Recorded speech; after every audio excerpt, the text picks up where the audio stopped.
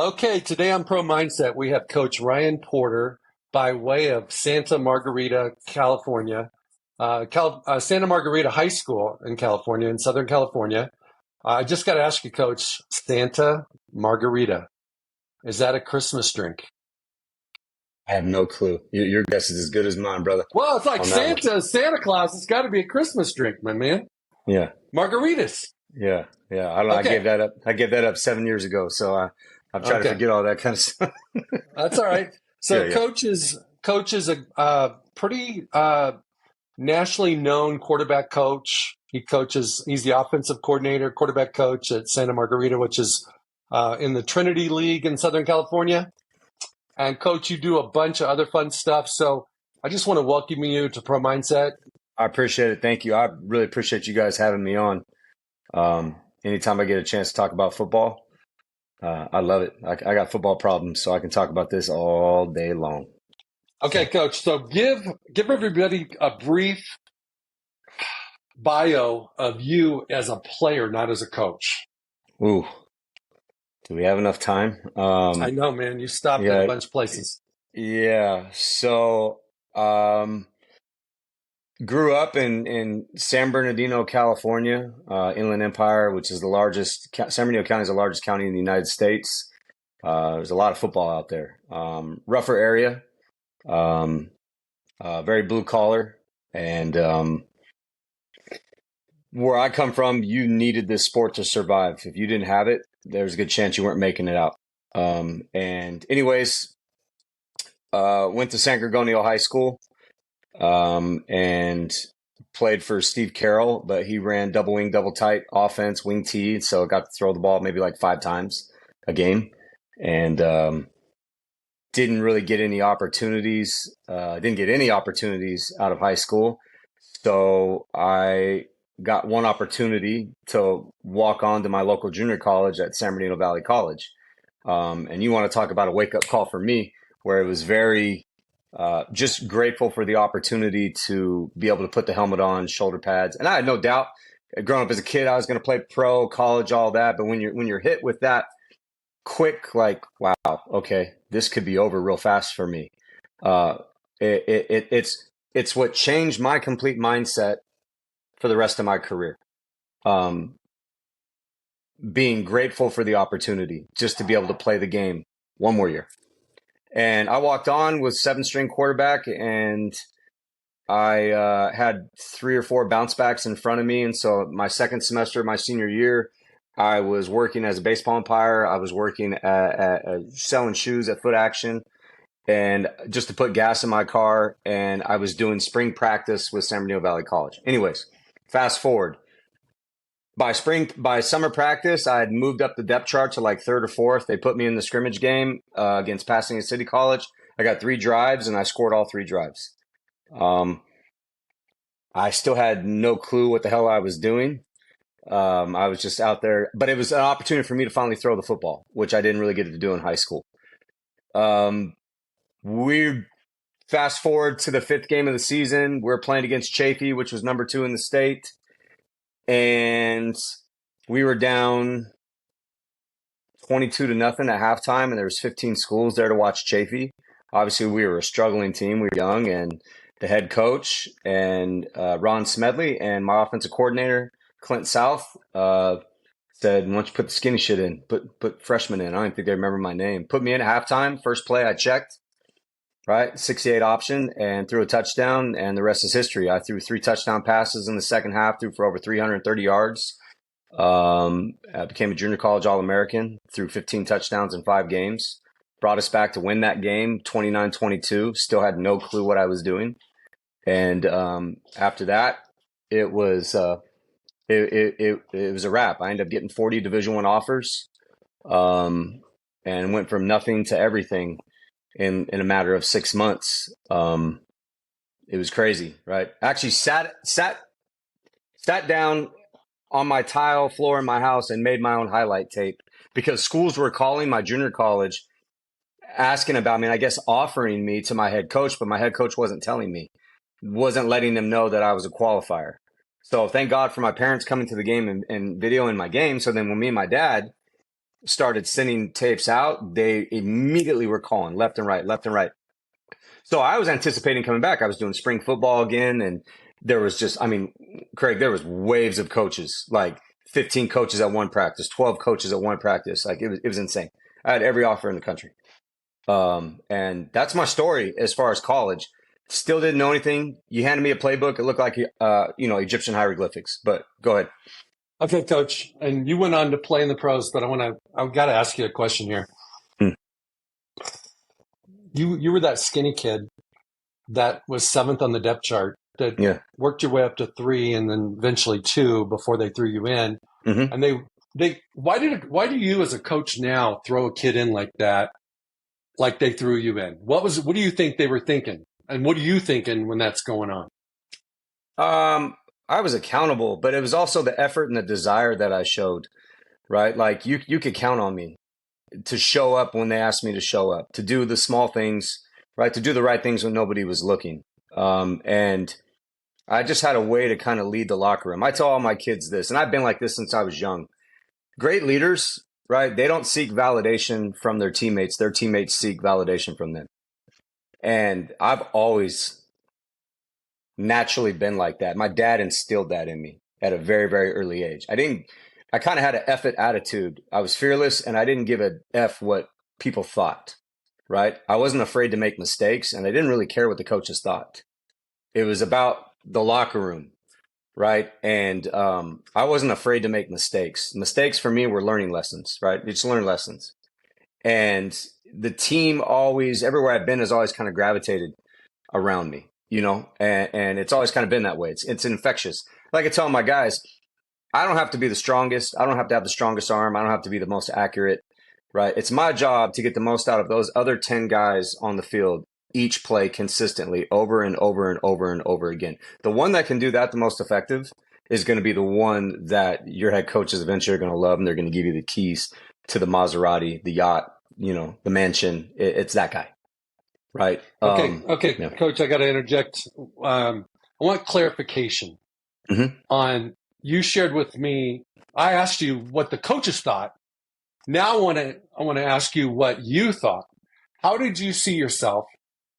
What was your identity when you were sitting QB2 before they put you in the second half and, lit it up?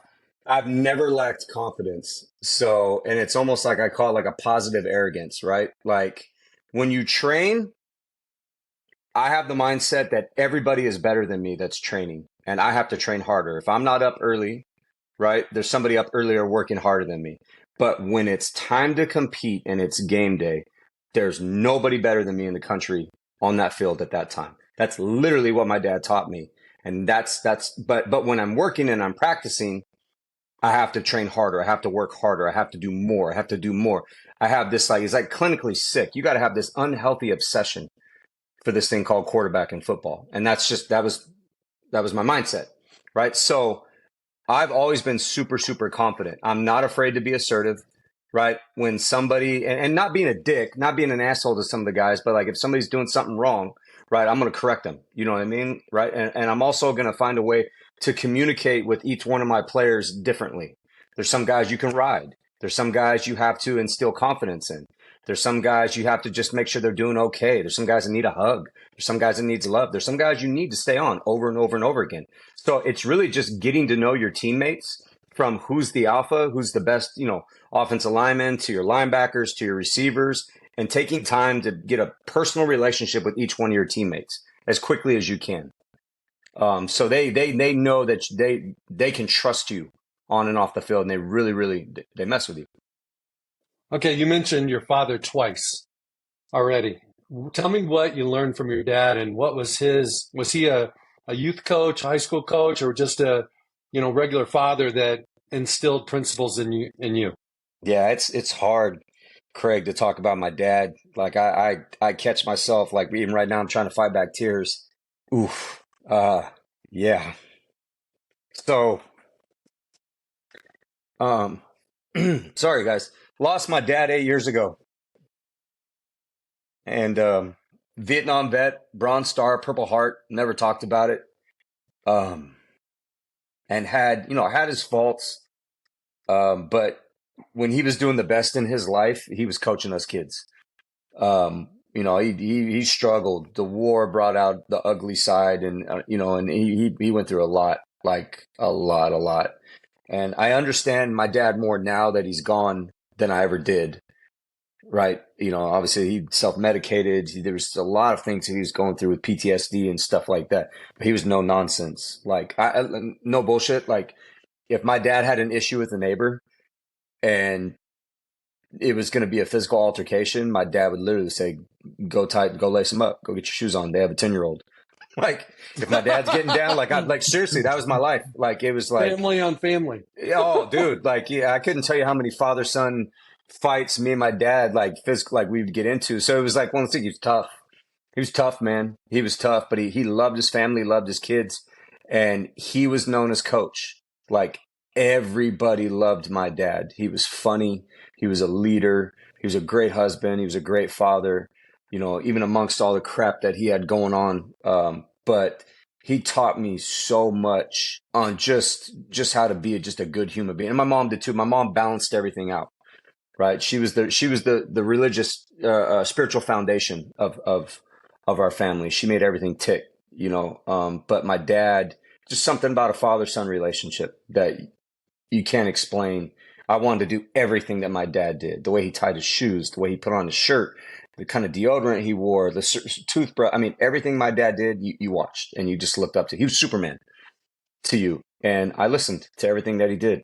And I think that's why playing football was so important for me, because you subconsciously put this pressure on yourself because you see how proud your dad is watching you, right, on the 40-yard line, 10 rows up at the Rose Bowl playing against Drew Brees, right?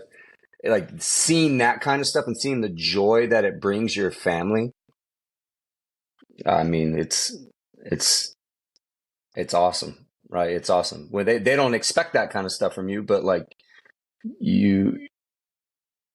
there's no feeling like it. Like throwing my first pro touchdown pass. I got to stand up on the bleacher and throw it to my dad in the crowd. It was one of the greatest moments of my life to be able to do that. That's awesome. Hey, if your father, my dad passed away about 2 years ago. If your father could come back in flesh and have lunch with you today, what would you talk about? Now that you have, your family's growing, you got 2 and 1 on the way. I would talk about him.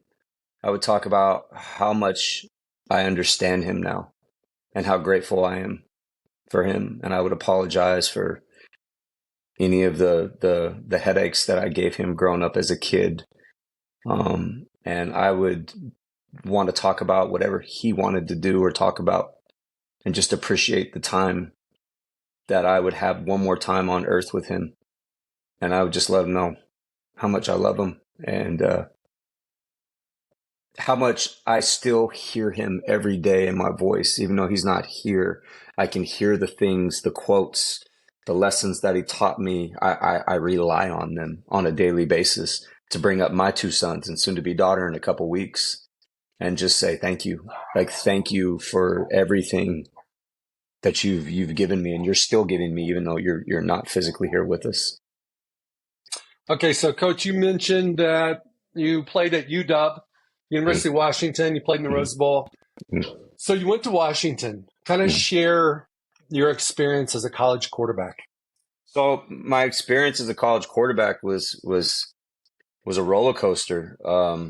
I went to Washington, not really having anybody in my corner. I narrowed down my first 4 offers were from Iowa State, Michigan State, Kansas State, and Washington. And that's what I left as my top 4. Since I didn't take official visits in high school, back then you had 10 officials. But since I took them in junior college, you only had 5. So I left 1 open in case I needed to transfer for whatever reason. And out of all the 40, I had 40 Division I offers, 1 Division II. The first 4 that fell in love with me is who I decided on. Washington wasn't my first choice. Washington was my second choice. I verbally committed to Michigan State originally, and that's where my heart was. And this is a story I tell all my kids that I train to this day.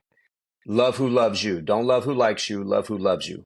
You should treat the recruiting process like a marriage. You date, you get engaged, then you get married, right? And whenever you get down on a knee and tell somebody you're going to marry them, right, you stick to your word, right? And you have 2 ears. One ear's for God, the other ear's for your parents. And don't let all these other outside influences tell you what you should be doing. But this ear right here is bigger for a reason. It's for God. And it's your life. It's nobody else's life. And me and my mom have hashed it out, but my mom wanted me to go to Washington because it was closer to home. My dad was terminally ill, right? But I didn't have that peace or that serenity about that place like I did Michigan State. Michigan State had plans for me. I mean, they were fully invested. College football, and just like pro football, is just one big complicated math problem. The math was mathing. It is, though. That's a fact. It is. It really is. That's well said. And it's one big math problem. And the math, it was clear as night over there. It did not matter. Like they had to play me no matter what. I was going to get a handful of mulligans over there because they didn't have anybody else. And it was like, okay, that was going to be a place. Anyways, I go to Washington. I still am good friends with the new Heisels to this day. You know what I mean? Especially Jerry, who's at UCLA. And Tuiasosopo was really I would call my quarterback coach up there, Marcus Tuiasosopo. I lived with him for the first 3 months. I'm still good friends with him to this day. He's offense coordinator at Rice. His dad was kind of my dad away from home, Manu Tuiasosopo, who played for the 49ers, the Seahawks, UCLA grad, NFL great. But I was swimming up there, Craig. I didn't know what I didn't know. The playbook, like I said, looked like Egyptian hieroglyphics. And I really felt like I was more of just an insurance policy, and deservingly so, right? Like I tell all my kids, you are what you are once you get to college, right? They have time to implement the X's and O's, right? And they don't really have plans to develop the Jims and Joes. They need to find the Jims and Joes that can execute the X's and O's. And they have time to teach the X's and O's. So if you don't have a good, clear understanding and the knowledge of the game, and there's not a plan for you, it's going to be really freaking hard for you when you get there. And I was having to play a lot of catch up, right? Like literally my philosophy was, I'm going to create what I want to throw with my eyes. And I still do this to this day. Me and you are having a conversation and I keep looking up. What are you going to do? Eventually you're going to look up. Well, that's what the defense does, right? So I had to learn real fast. Right? Like I didn't understand. What do you mean there's 10 coverages? What do you mean there's an odd front, even front, 4-3, 3-4, 3-3 stack, right? Like I didn't understand techniques. I didn't understand anything. And then being away from home, and I found out real fast I couldn't throw a wet football. Like I remember on my recruit trip, I'll tell you this, Rick Neuheisel, though, to this day, is the greatest college football recruiter I've ever been around. And I use a lot of for me when I recruit, a lot of it I patented around Rick. He's nobody better. Nobody better. Need to give us an example of something that he does or says that is very influential. Any name that you would repeat to him, he could remember it like that. And how he would say is he would watch your lips. When the person was talking, he'd watch the person's lips so he could watch it come out of their mouth. And anytime he's doing an interview, right, he slows down before he speaks. He would always say, if somebody asks me a question, he taught me how to interview. I'm going to repeat the question in my head. I'm going to answer the question in my head. And then I'm going to speak out loud. Right? And stuff like that. Like he would just make the people feel appreciated and make them feel loved. Right? Ryan, let's go back to UW. Okay. You said it was a roller coaster. Yeah. You said you were a little bit in the dark. Yeah. Your football IQ maybe not have been as high as it needed to be.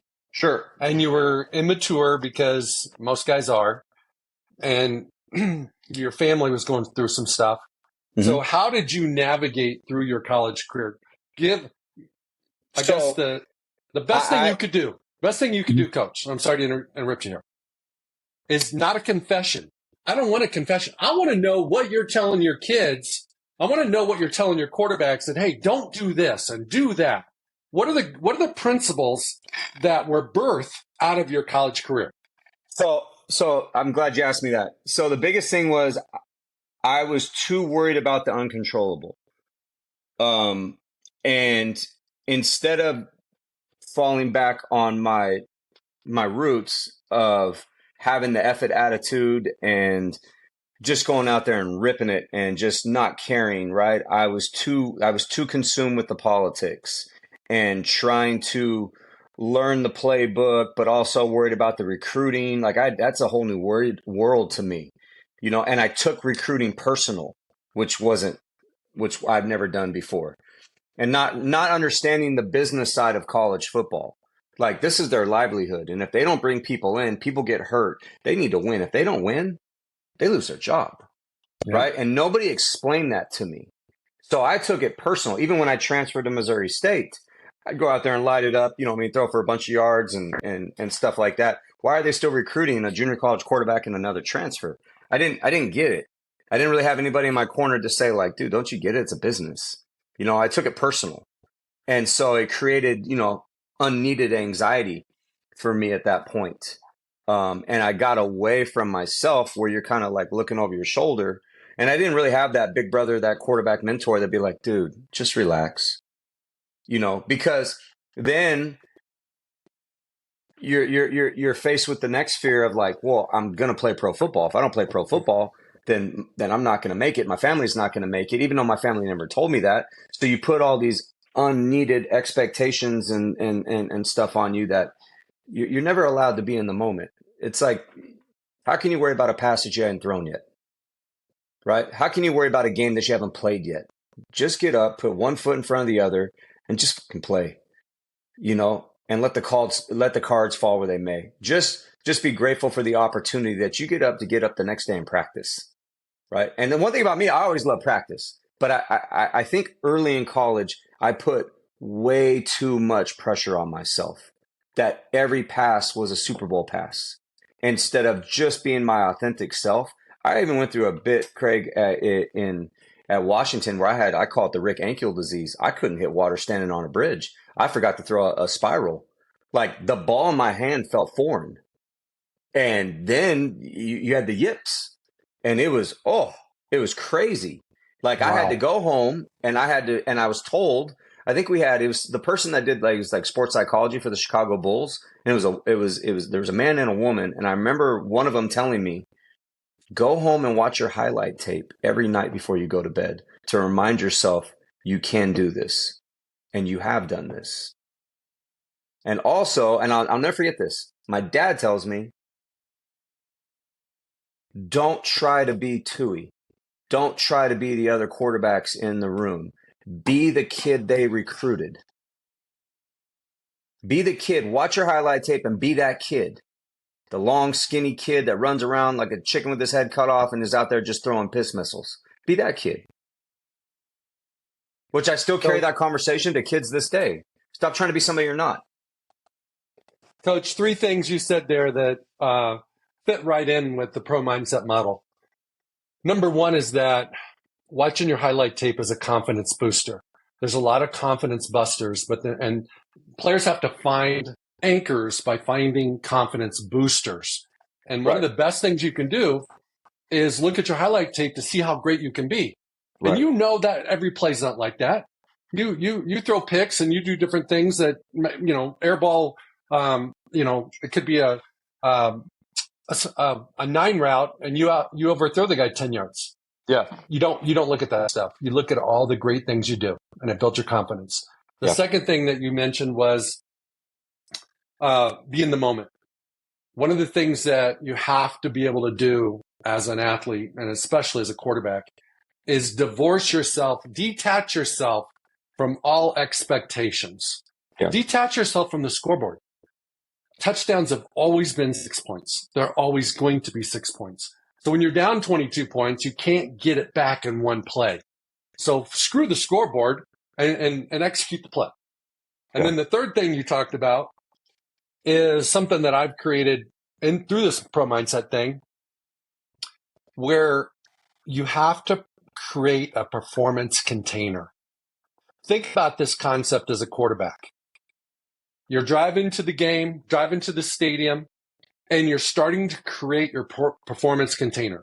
And what goes in it is you and everything for you. And what doesn't come in it is everything that's not for you. So the fact that the coach doesn't really want to start you, but has to because the QB1's hurt, you don't bring that in. Right. The preparation you put in that week, all your P's, your purpose, your preparation, your practice, your priorities, everything else that it comes in because it's for you. Right. And if you do that, you can perform. It's easier to get in the zone because you're not having this I'm sure you've done this too, where, man, you're at the line of scrimmage and have a flashback to a moment in college or in the pros where you're talking to yourself like, oh shit, I better not throw a pick on this one. Coach is going to yank me. You can't think of that stuff. Yeah, I think a lot of it has to do with how you need to be taught how to prepare, right? And I didn't know how to be proactive in my preparation. I knew how to work hard. I knew how to condition. I knew how to lift weights. I knew how to be first in meetings and last to leave. I knew how to do all that. I knew how to do all that kind of stuff, but I didn't know how to prepare as a quarterback. I didn't know how to watch film. I didn't know how to do all those things because there were so many different things. There were so many more moving parts now where there was, 14-page installs that you had to, I didn't know what I was looking at. Right. I didn't know, I tell all my kids, I have pockets. I sent 9 this year that went Division I on full scholarship, and they're all in a group text. And I'm actually I'm teaching them how to be proactive in their preparation, where they send me bus list every day and homework and stuff like that. And I said, I'm going to tell you right now what you're doing is you're watching film. I have a kid at Ball State right now. Right. And I go about 15 minutes, or I'd say 7 minutes into the film, what do you do? And I said, don't answer that question. I'll finish your sentence. I go, you're watching the opposing quarterback and you're comparing how good you are to him, right? And he goes, damn, how'd you know? And I said, go get you a yellow legal pad, take out a pen, and I'm going to show you how to watch film. If you have to watch film, you have to put pen to paper and write, not a computer, write, right? And I teach him, I have this algorithm where I teach him how to do all this stuff. The next game, he goes out against Kentucky, his first game of the season, right? And he throws for over 200 yards in the second half, right? And this is Ball State. And he's now knows how to prepare.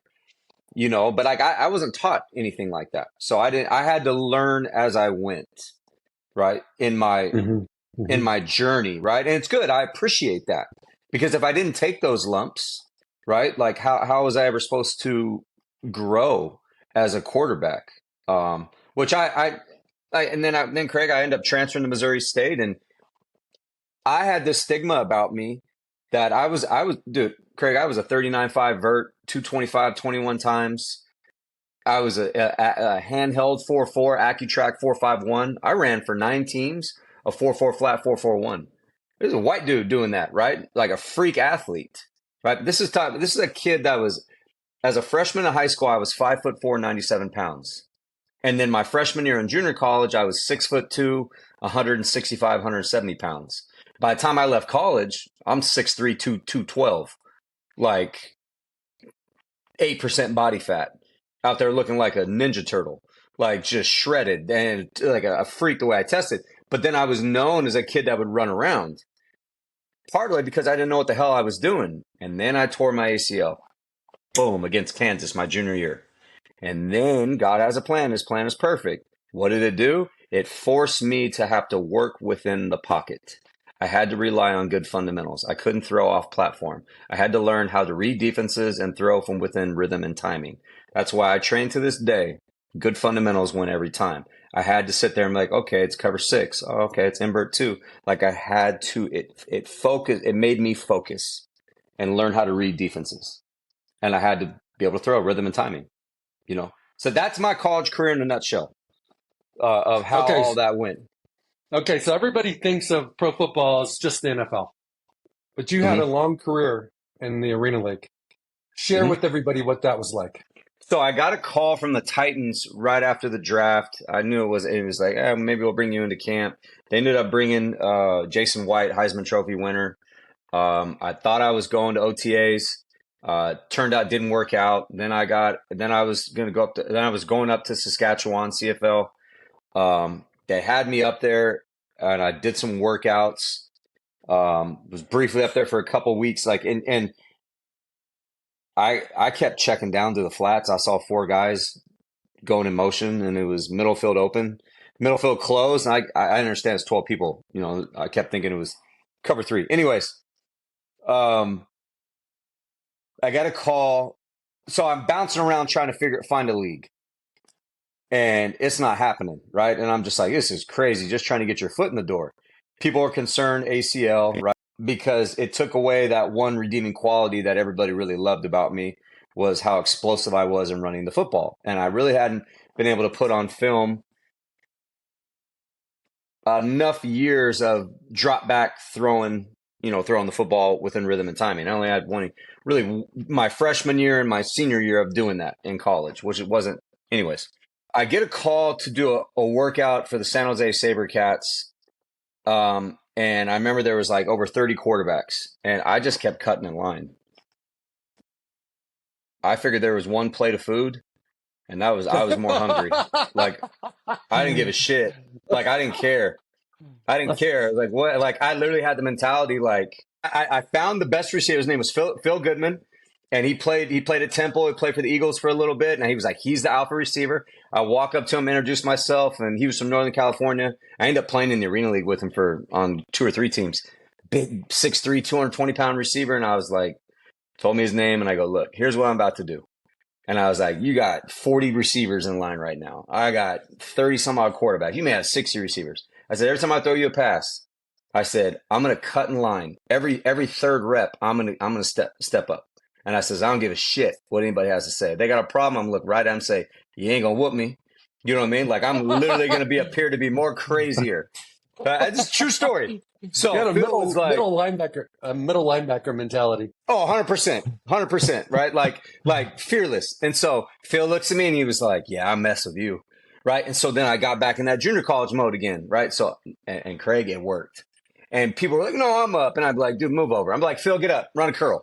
You know what I mean? And I'm just doing it over and over. I probably got 35 reps, and all the other quarterbacks got 4 reps. And so our bet, O'Malley, they come walking up to me and they're laughing because they're watching me literally punk every other grown man quarterback out there. And nobody's saying nothing to me, right? And I'm just like, move aside, right? Which I'm just waiting to get sucker punched, right? By somebody. Like, I would have done that. Like, that would have been a problem, right?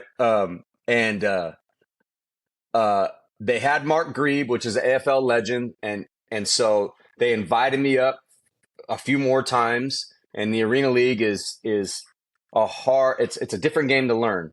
There was a young man there. I don't remember his name. He was a DB that was already signed with the developmental league, which is AF2, the Arena Football 2 League, which is like the AAA, which most people had to play at least 1 year before they went up to the actual AFL just to learn the game.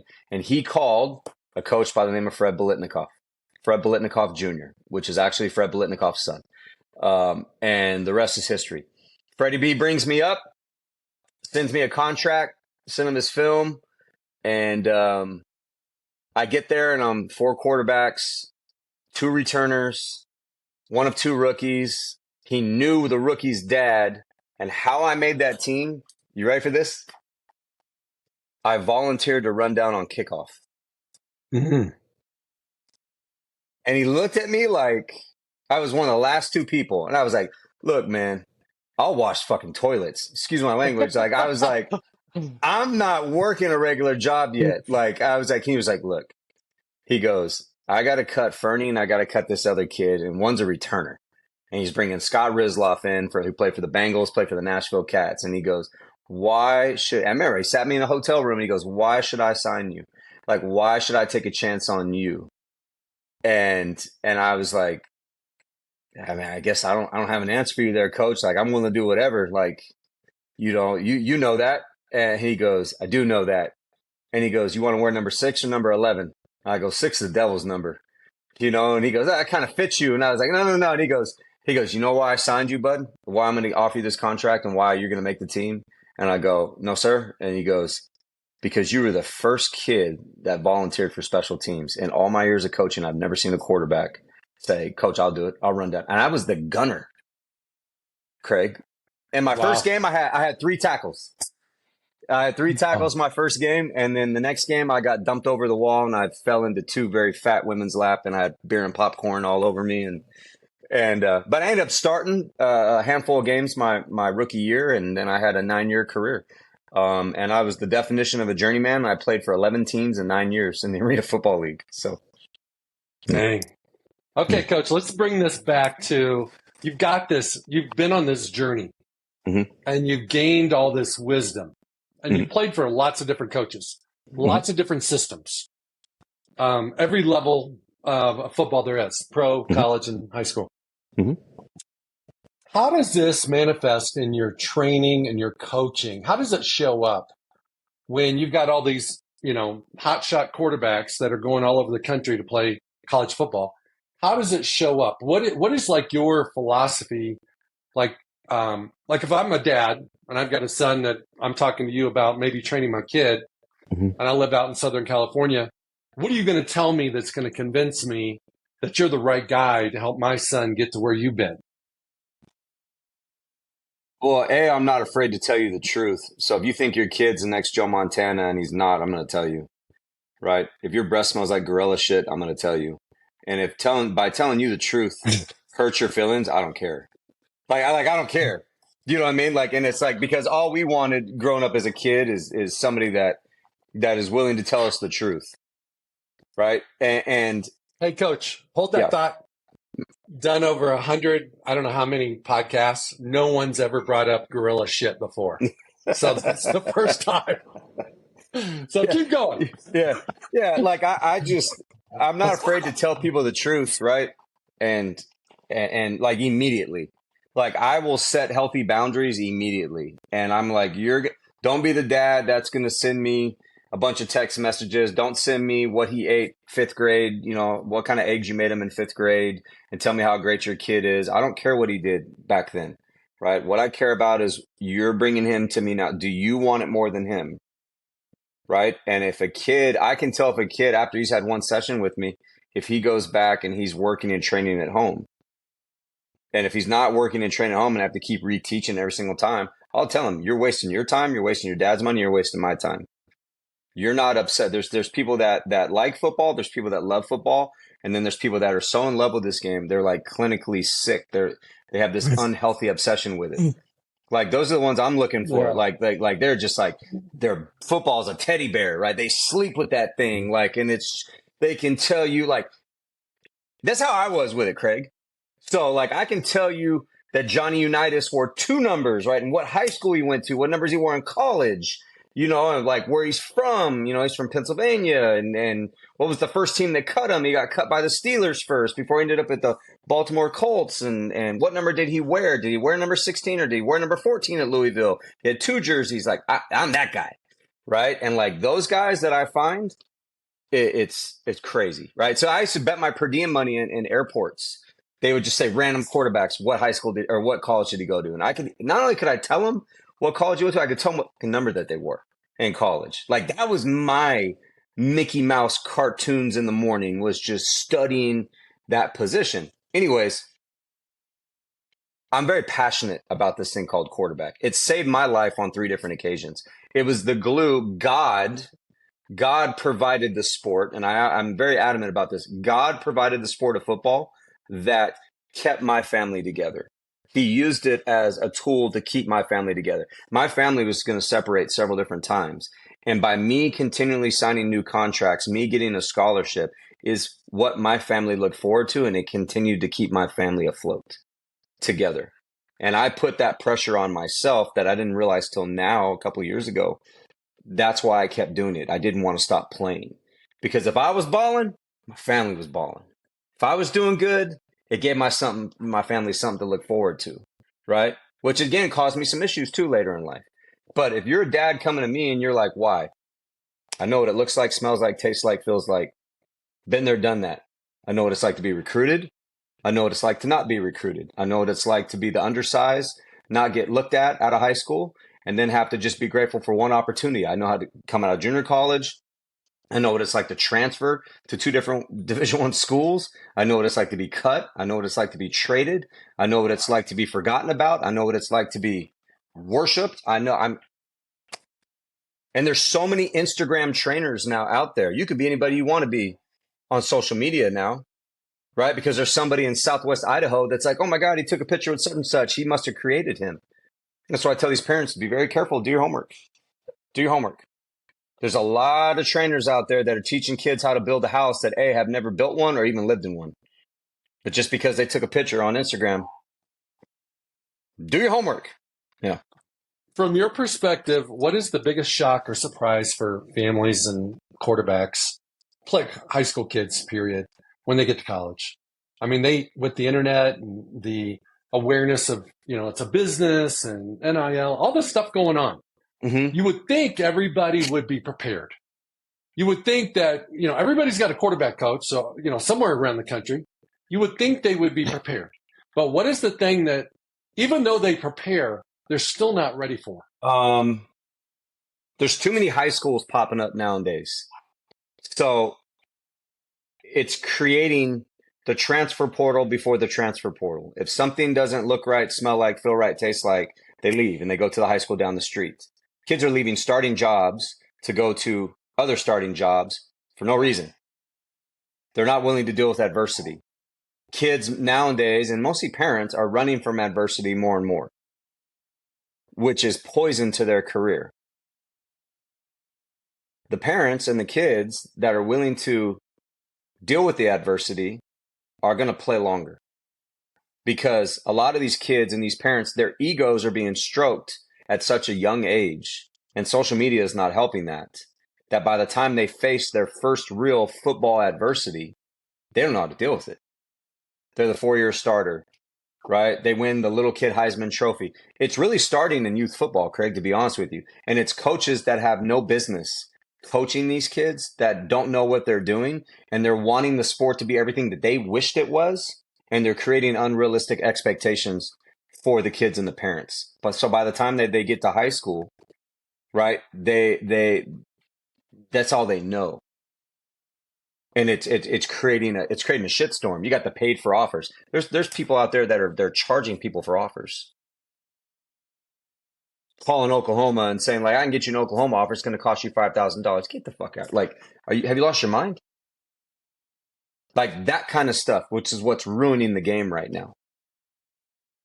And that's the crazy part. So now the parents, the dads, the little Johnny, the Johnny heroes that, maybe were like third string, they want water cooler offers. They want to go back to the office and be like, see, my son just got an offer from Oregon or Oklahoma. And they want to be able to post it. But little do they know, their son's still built like fucking Pinocchio. And he's third string and he looks like he's a peewee kicker. So now they're creating these crazy, unrealistic expectations, right? Like mental health, right? So now he's getting everybody's making fun of him at school. Because they're like, dude, you're 5'6", 112 pounds. You look like McLovin. Like, what do you mean you got an offer from Florida State? Like, you don't even play on JV. But dad paid $5,000 to get that. And there's some crooked coaches in colleges that are doing that too. You know what I mean? Like, it's crazy. Not to get off on a side tangent, but I think that's an issue that's going on. Well, I'm going to piggyback on what you just said. And I was talking to an NFL GM this week, and we were talking about the fact that it's going to be a shock for these college kids once they get to the pros, because in the pros, you're stuck with a 3 or 4 year contract and an option for first rounders of 5 years. Mm-hmm. You can't leave. You can't hide. You can't transfer. Yes. You can't jump. And so I see a huge failure rate, especially at the quarterback position in the NFL, regardless of where they're drafted. And, you've got a perfect example at this, up the state from you with Trey Lance and Brock Purdy last year. And then this whole, how it unfolded all offseason until they traded him to traded Trey to the Cowboys. But it's like, at the end of the day, head coaches and GMs don't care where you're drafted. Can you play? But it's like guys struggle with dealing with adversity. And a lot of these young quarterbacks are having very short careers. I agree with you. But I think, too, to also piggyback on that, I think most of these kids, I think quarterback play is the worst I've seen it in the past 5 years. Like, it's getting worse, right? But it's the development. There's no set plans to develop these kids. but it also has to come with the kid. I don't think these kids have good camps around them. There's a lot of kids that don't, where people like you or like myself could come in and be like, it's our job to make sure you get to that second and third contract. We help you deal with that adversity. There's too many people that are in it for instant gratification now. We just got to get a first rounder. We got a first rounder, on to the next first rounder, on to the next first rounder, on to the next first rounder. Instead of keeping them there, you're going to go through a Troy Aikman and a Peyton Manning rookie year where you don't win a game and you throw more picks than you are. How do we get you to rebound? How do we become that whisperer? I know how. I could do that. I can do that in my sleep. But there's not enough willing people that are willing to do that because they're on to the next one, on to the next one. Just like recruiting the next up and coming stud freshman, the next first round draft pick. You know, and I think people get enamored with these trainers that are, you know what I mean? They're just puppy mill. It's very puppy millish. And so then these kids get washed out. Right? Because they've never dealt with this type of adversity before. You know, you got system quarterbacks and stuff like that. Good quarterbacks turn chicken shit into chicken salad real fast. And they know how. And it's because of their mindset. It's because of their attitude. Yep, my receivers aren't that good right now. Yep, this scheme doesn't make sense to me. Yep, my offensive line, they're struggling. So now I, as a professional quarterback, I need to create unconscious confidence in my teammates. How do I do this? I need to get the ball out of my hand. If I get the ball out of my hand and I walk up to the line of scrimmage with a plan, and I can do this right now, right? Now my offensive line is not in a pass pro for very long. I'm going to make them feel like they're better than they really are. So when I do need to do drop back and I need to do a full field read, they have the confidence to do that. Now the ball's out of my hand too. Boom, boom, boom, boom, boom. Now my defensive line and the linebacker, they're chasing sideline to sideline. Crafty, created quarterbacks know that. They're not going to be greedy. I say a different terminology, but I'll tell you this way because I can't say it on camera, right? I say, kiss the ugly girl. You keep kissing the ugly girl, the good looking one's going to pop wide open and eventually say, like, why does he keep kissing the ugly one? Right? But there's things like that I don't feel like there's enough people in these quarterbacks' ears telling them that. You can turn bad teams into good teams. You can turn average players into good players. You can turn good players into great players. But it all starts at that position. And it's exactly what your podcast is about. It's a mindset. It's a pro mindset. It's 100% a mindset. How do you do that? Figure it out. There's a way to do it. Focus on the solution, not the problem. Okay, so you have a 9-year-old son, Gunner. Yes, sir. And you shared with me offline that he's a quarterback. Why in the heck are you letting him be a quarterback? And how in the heck are you going to coach him? I'm not trying to. I'm going to show you though.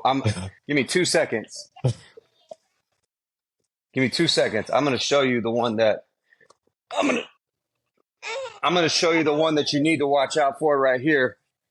This one right here is going to be the gunslinger. 100% riot right here. Say hi. Say hi, bud. Hey, dude. That's the one. Yeah, that's definitely. He's the one that's already shooting baskets, hitting the ball, not with the tee, throwing the football, saying good ball, and stuff like that. Like that's, yeah. So, okay. He just had to get his camera time real fast because he's upset. No, it's all good. It's all good. That's cool. How old is Gunner, he's 1. He's going to be 2 in January. But yeah, Gunner wants to play quarterback, and I'm trying to talk him out of it. I don't want him to play quarterback. But is his personality a good fit for the position? I don't know. Or is it too early to tell? I don't know yet. This is what I tell people. I wanted to play running back growing up. My dad told me I was a quarterback. I tell people this all the time. The position picks you, you don't pick the position. And I'm a firm believer in that. You have 2 boys yourself, right? Yep. It works out this way every time. And I just tell you my experience. I was 8 years old. My dad took me when I played for the San Bernardino Chargers. And my dad says, you're a quarterback. They had everybody line up and race. I was the fastest kid. They had everybody line up, throw a football. I threw it further than everybody. Then they had everybody remember 5 things. And who can remember the fastest, right, the quickest, and get everybody lined up right? It was me, right? And then they had a returning kid who was a 10-year-old come back. I'll never forget. I forget his name, but he had a red helmet on for whatever reason. And at the end of practice, they asked me where my dad was, and I went and pointed at my dad, and my dad's laughing, and they grabbed the number 12 jersey, and they handed it to my dad. They said, "You're going to be our quarterback." And I fucking cried like a baby. I cried. I wanted to be a running back. And my dad just laughed at me and said, "Son, I told you." My dad was a quarterback, right?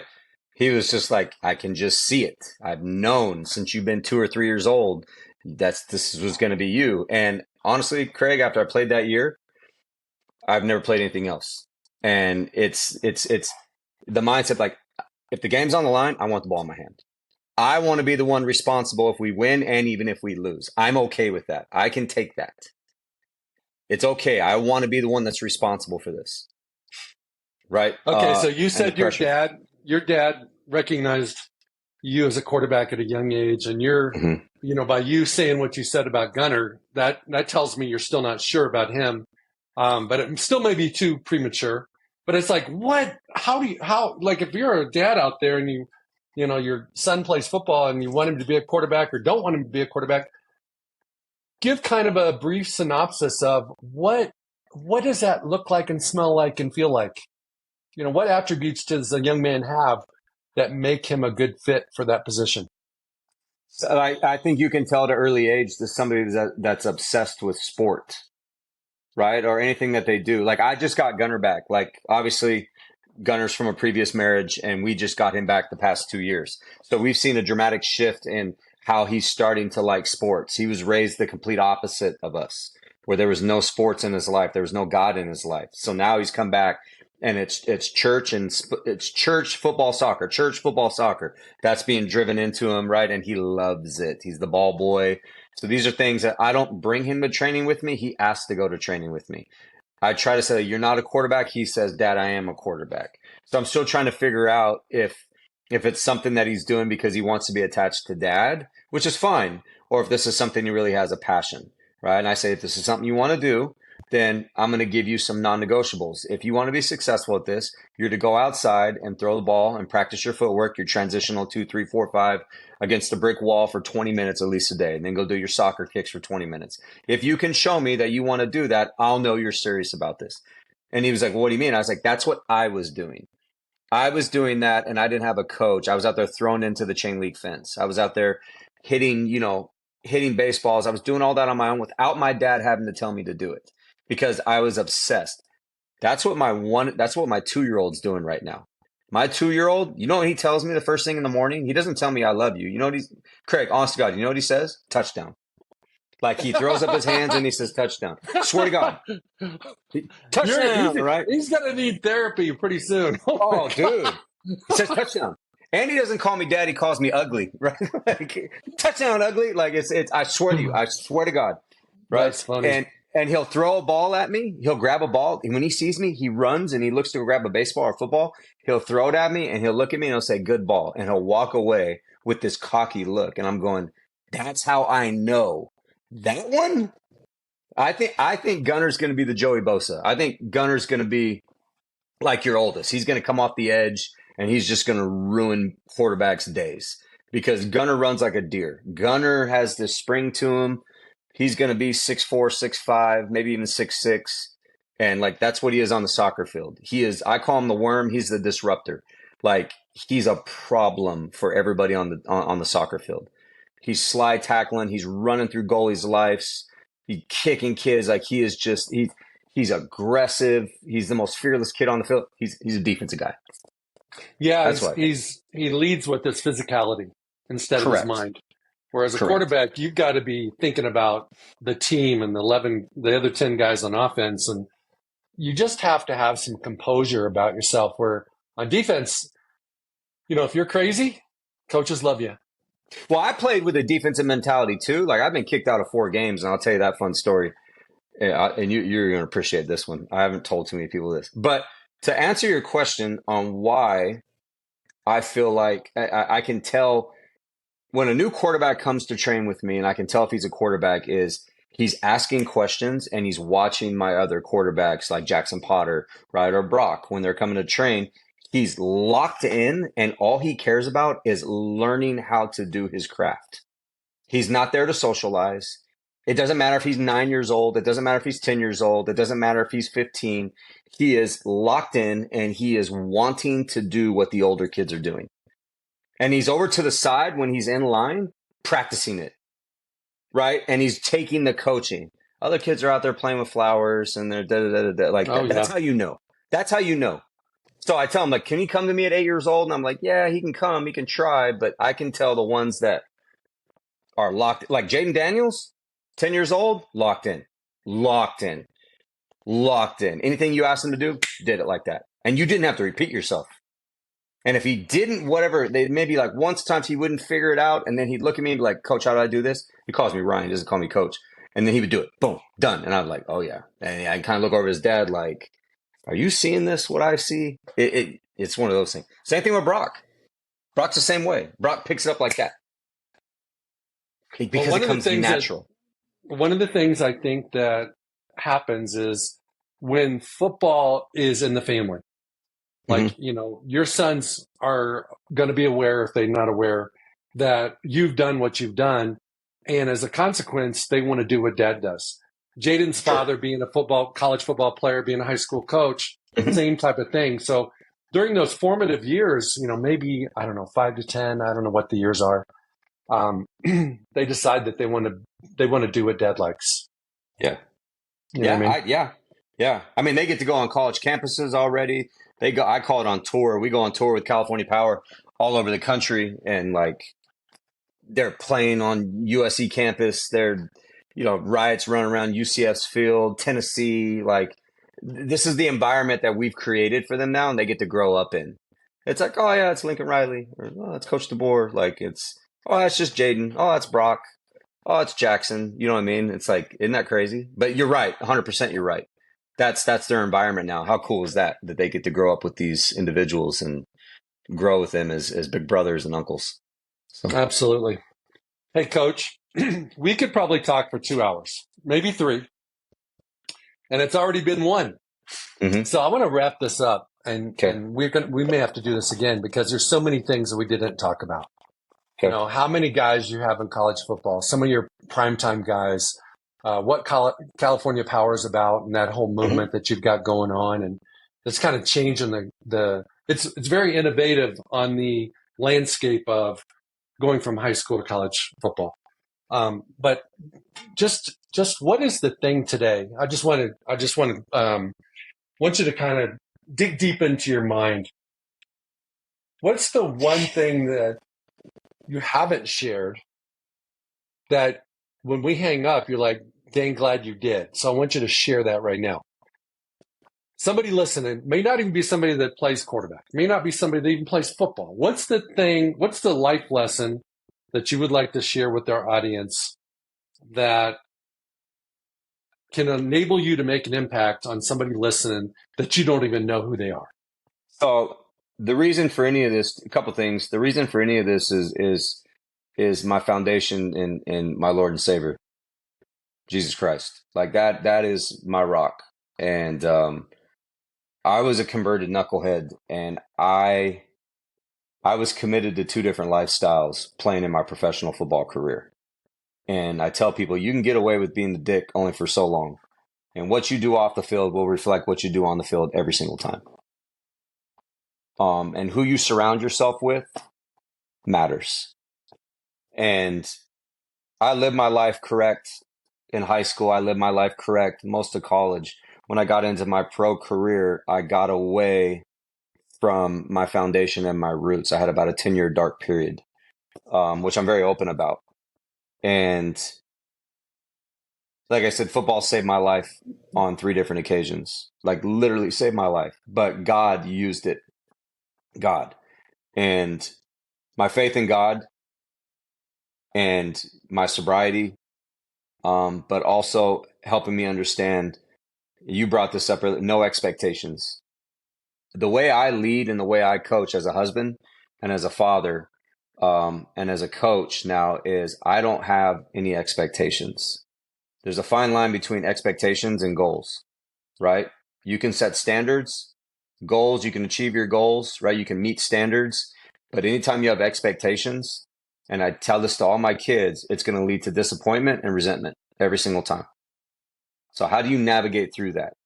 And for the past 7 years, that's how I've done a shift in my coaching is here's goals that we can accomplish, kids, right? Here is standards that I need you to meet, that I would like you to meet, or I should even say objectives, right? But the expectations, I've done a really good job of, and I learned that in my sobriety, I've thrown them out, right? Doesn't mean I'm not guilty of sometimes subconsciously having, but I hold myself accountable on a daily basis with expectations. I'm going to sum up my perspective of listening to you say that is if you can have higher standards than your coaches and you can perform your best, the wins are going to take care of themselves. 100%. And if you don't win, you weren't meant to win. Correct. But here's the problem is if you're trying to win and you're focused on results and expectations, you might win when you don't even deserve to win. Right. And then you start on this basically a new path of underachieving because you can. Right. So my encouragement based upon what you just said was be everything God created you to be. Yeah. Be as great as God created you to be. And know that people are going to doubt you and disappoint you and not believe in you. Right. But it really boils down to you and your relationship with your creator. Yep. And holding space for who you are, not who everybody thinks you are, or who you think they think they think you are. Right. Well said, Craig. Yep. Okay. Hey, I want to thank you for being on Pro Mindset today, taking time out of your busy schedule. Good luck tonight. You probably play a game tonight. So Friday. Yep. And good luck with all your coaching and your family. And I know you got this baby coming in a few weeks. Good luck with that too. Appreciate it. Listen, I appreciate you having me on, and just how much I love you guys, love your family, love your son. And thank you so much for the opportunity to get to talk ball and about my life. So thank you, Craig. Domann, the host of Pro Mindset Podcast. I want to thank you for listening or watching today's show. And you can catch us every week on the normal social media platforms like YouTube, Facebook, Instagram, and all the listening podcast platforms. I hope you enjoyed today's show. And more importantly, I hope you gained a pro mindset insight. Please be sure to rate and review Pro Mindset Podcast. And I look forward to catching up with you on our next show.